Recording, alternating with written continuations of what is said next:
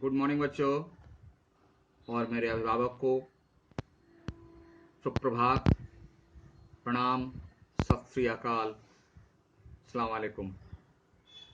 प्रिय शिष्यों, आपके सामने जो ये चित्र चल रहे हैं, इनमें हिंदी के बहुत महान साहित्यकार हैं, कोई आलोचक हैं, कोई प्रकृति के प्रेमी हैं, कोई प्रेम के प्रेमी हैं, कोई ईश्वर के प्रेमी हैं। तो उनके चेहरों के साथ उनके नाम दिए जा रहे हैं। आप इन्हें याद रखें। एक हिंदी साहित्य के विद्यार्थी होने के नाते आपकी पाठ्य पुस्तकों में इनकी रचनाएं पढ़ने को मिलेगी, जिसे हम लोग पढ़ेंगे और बोर्ड परीक्षा तक में इनके नाम और इनके काम और इन्हें किस नाम से पुकारा जाता है, किस धारा के कवि हैं, इनसे संबंधित प्रश्न पूछे जाते हैं। इसलिए आप इन्हें भी सम्मान के साथ याद रखेंगे। तो निकालिए class 7 literature, lesson number 5। Lesson number 5 हमारे दीनू काका, जिसका एक क्लास हम लोग ले चुके हैं, एक क्लास हम लोग पढ़ चुके हैं, है ना, जिसमें हम लोग पढ़े थे कि इस पाठ का शीर्षक क्या है, क्या होगा। ठीक है, यह डायरी विधा में है। इसका थीम कुछ हम लोग पढ़ चुके थे, तो आइए इसको डिटेल में हम लोग पढ़ते हैं दूसरे पाठ के रूप में। 2 सितंबर को क्या हुआ था। तो हम लोग जैसा कि रिमाइंड करने के पहले देखे थे कि यह जो एक डायरी विधा में लिखा हुआ पाठ है, इसमें छोटे बच्चे मिलकर इतना बड़ा काम कर देते हैं कि जो हम लोग नहीं कर पाते, कि बड़ों का सम्मान कैसे करें, असहाय लाचार बेबसों की मदद कैसे करें, यह हमें छोटे बच्चे सिखा जाते हैं। और सभी लोग मैक्सिमम कहते हैं, ऐ बच्चे हो तुम लोग, जाओ अभी खेलो। लेकिन ये बच्चे कितना बड़ा काम कर जाते हैं कि बड़ों को शर्मिंदा होना पड़ता है। हमें इस पाठ से बहुत बड़ी सीख लेनी चाहिए कि जो बच्चे हैं ना, वो शिक्षक की बात, पुस्तक की बात याद रखते हैं, और हम लोग जैसे जैसे बड़े होते जाते हैं पुस्तक की बात को डिनाई करते चले जाते हैं। अरे ये सब किताब की बातें पढ़ने के बाद, यही हम लोगों से भूल हो जाती है। हमें भूलना नहीं। तो आइए 2 सितंबर को क्या होता है। लक्ष्मी जैन जी 2 सितंबर की बात लिखती हैं, क्या लिखती हैं देखिए। सुबह सुबह मम्मी ने मुझे एक लंच बॉक्स में खाना दिया और कहा स्कूल जाने से पहले ये खाना दीनू काका को दे देना। सुबह सुबह स्कूल जाते थे तो बोले तुम जा ही रहे हो स्कूल, तो दीनू काका को आप खाना दे दोगे।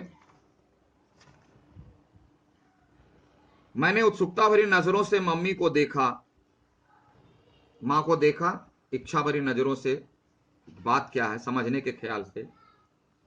लेकिन सुबह की व्यस्तता, यानी बिजी थी मम्मी, सुबह सुबह सबकी मम्मी बिजी रहती, खाना बनाओ तो तैयार करो स्कूल के लिए, पापा जा रहे हैं तो बहन जा रही है, तुम जा रहे हो, घर का भी काम करना है। बिना कुछ कहे सुने में साइकिल उठाकर चल पड़ा। साइकिल उठाई और चल पड़ा। समझ गई कि मम्मी मुझे खाना देने के लिए दीनू काका को कहे तो इसमें जरूर कोई खास बात होगी, और बिजी थी मम्मी इसलिए पूछा भी नहीं। दीनू काका कौन थे? देखिए, दीनू काका हमारी सोसाइटी के माली हैं। जिस सोसाइटी में बच्चे लोग रहते थे, उनके माली हैं। माली किसको कहते हैं? गार्डनिंग करने वाले को। जिनके विशेष प्रयासों मतलब बहुत स्पेशल वर्क करने में, बहुत एक्सपर्ट, खास। हमारी सोसाइटी में हरे भरे पेड़ पौधों और बागीचों को जीवंतता प्रदान की। जीवंतता का मतलब बिल्कुल जिंदा और खूबसूरत दिखाई पड़ रहा है, एकदम लाइव, बहुत सुंदर लग रहा है, लगता हमसे बातें करेंगे, और बिल्कुल जीवित, हरी भरी। सोसाइटी के बीच बना हमारा उपवन, चिल्ड्रन पार्क। सोसाइटी चारों तरफ है, बिल्डिंग से बीच में पार्क होता है। हम सबका प्रिय बगीचा था, क्योंकि शाम में सभी वहां लोग मिलते थे, हंसते थे, खेलते थे, आनंद करते थे। शाम को इसकी रौनक देखने वाली होती थी। शाम को इसकी रौनक मतलब दृश्य, सीन बहुत खूबसूरत, बहुत देखने के लायक। क्या बच्चे, बूढ़े, जवान, स्त्रियां, पुरुष, सभी आपको कुछ ना कुछ क्रियाकलाप, एक्टिविटीज, यानी कुछ ना कुछ करें। कोई खेल रहा है, कोई गप कर रहा है, कोई एक्सरसाइज कर रहा है, कोई वॉक कर रहा है, कोई गप लड़ा रहे हैं बैठ करके, कोई टहल रहे हैं, कुछ ना कुछ करते मिलेंगे, यहां दिख जाएंगे। बूढ़े बेंचों पर बात करते हैं, बेचारे बूढ़े हैं, शरीर थोड़ा असमर्थ है, वो बातें कर रहे हैं। जवान देश विदेश की बातें कर रहे हैं, हम गए थे अमेरिका, जापान, लंदन, ऑस्ट्रेलिया, बातें कर रहे हैं। और बच्चों को तो सब में कोई रुचि है ना, वो क्रिकेट खेलने में, तो फुटबॉल खेलते महिलाएं जो है इवनिंग वॉक कर रही है, बच्चे क्रिकेट खेल रहे हैं, कुछ फुटबॉल खेल रहे हैं। सचमुच यह बागीचा बहुत ही अद्भुत है। अद्भुत मतलब बहुत अच्छा। अच्छा इसलिए कि दिन भर के काम से मन बोझिल हो जाता है। बोझिल होने से मन, काम करने का मन नहीं करता, शरीर थक जाता है। तो कम से कम शाम में ऐसे बागीचे में सब लोग मिलते हैं एक जगह, तो कुछ फिजिकल वर्क भी हो जाता है, फिजिकल एक्टिविटीज हो जाती है, व्यायाम भी हो जाता है, एक्सरसाइज हो जाता है, मिलना जुलना, हाल समाचार, बातें हो जाती है। तो हमें फिर से एनर्जी आ जाती है, हमारा मन फिर से स्फूर्तिवान, एनर्जेटिक हो जाता है, अच्छा लगता है। दीनू काका बहुत ही भले इंसान है। एक कभी कभी आता है, चरित्र चित्रण कीजिए, यानी उनके कैरेक्टर के बारे में कुछ बातें बताइए, उनके स्वभाव के बारे में। तो जब भी ऐसा पूछा जाए तो कम से कम 3 गुण उनके आने चाहिए। 3 गुण, किसी का चरित्र चित्रण आ जाए, जैसे दीनू काका का चरित्र चित्रण कीजिए, तो कम से कम 3 गुण इनके आप लिखिए।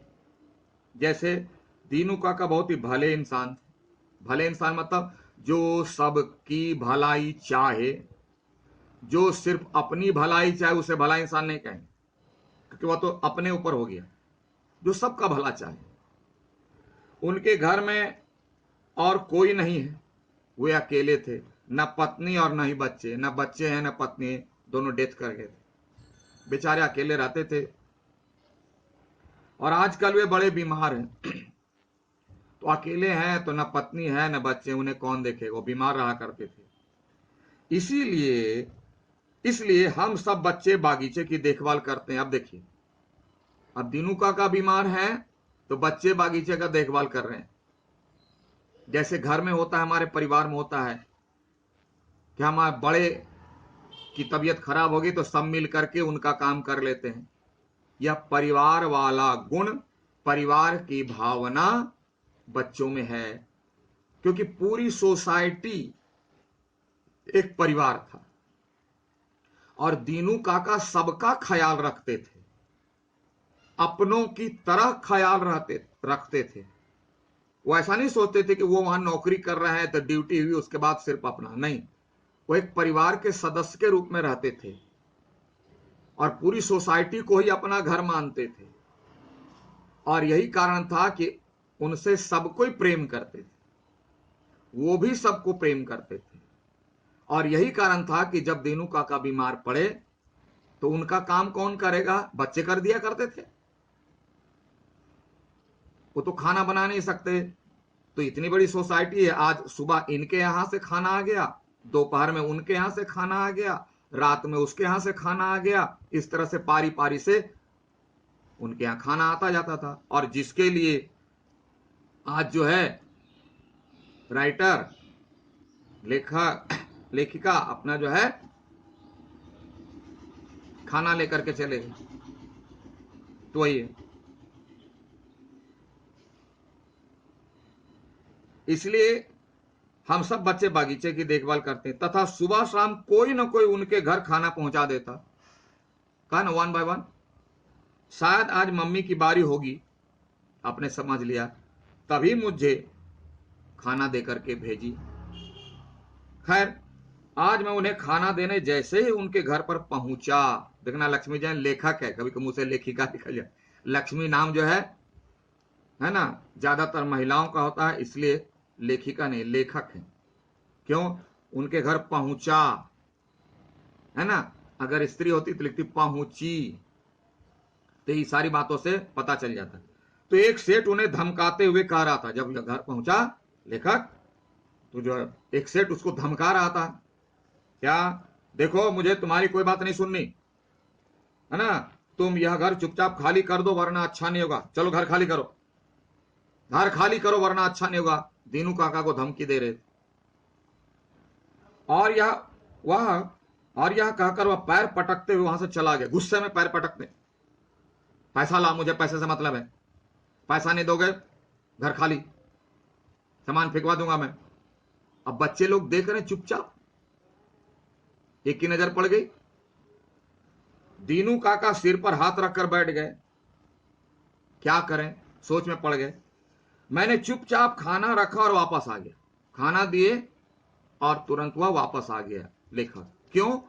कि उसे कुछ बातें समझ में नहीं आई कि दीनू काका को यह व्यक्ति क्यों धमका रहा है, क्यों ऐसा कह रहा है। कभी तो देखा नहीं ऐसा। शाम को मैंने इस घटना की जानकारी अपने साथियों को बताई। सब साथी को रिले हो गया मैसेज, अरे आज सुबह जो है मैं स्कूल आने के क्रम में खाना देने गया था, मम्मी बोली आज खाना दे दो, दीनू काका को खाना देने गया, तो मैंने ऐसी ऐसी बातें देखी कि दीनू काका को एक व्यक्ति धमका रहा है। सभी सुनकर परेशान तो हुए, सब तो परेशान हो गए कि दीनू काका हमारे इतने प्यारे काका, और आज एक व्यक्ति आके उसको धमका के चला जाएगा। हमें दीनू काका की मदद करनी चाहिए, बात क्या है पता लगा। सब परेशान तो हुए, लेकिन किसी की भी समझ में नहीं आ रहा था कि क्या किया जाए। बच्चे हैं ना। तो दीनू काका को धमकाने वाली घटना सुनकर के सभी आश्चर्यचकित हो गए, दुखी भी हो गए। लेकिन बच्चे हैं, आखिर करें तो क्या करें। इस कष्ट से दीनू काका को कैसे मुक्ति दिलाएं, क्या किया जाए। और रात भर वे लोग सोचते रहे, सभी बच्चे, और अपने अपने दिमाग में उपाय निकालते रहे। ठीक से नींद भी नहीं आ रही थी। हम लोग तो किसी को कुछ हो जाए तो आराम से सोते हैं, है ना। मेरा क्या, जिसका है वो सोचे। इसीलिए कहते हैं बच्चे होते हैं मन के सच्चे। तो इन लोगों के दिमाग में क्या खिचड़ी पकी, क्या उपाय आया, इसके बाद बच्चे लोग ने क्या किया, देखेंगे अगली कक्षा में। Thank you, have a nice day.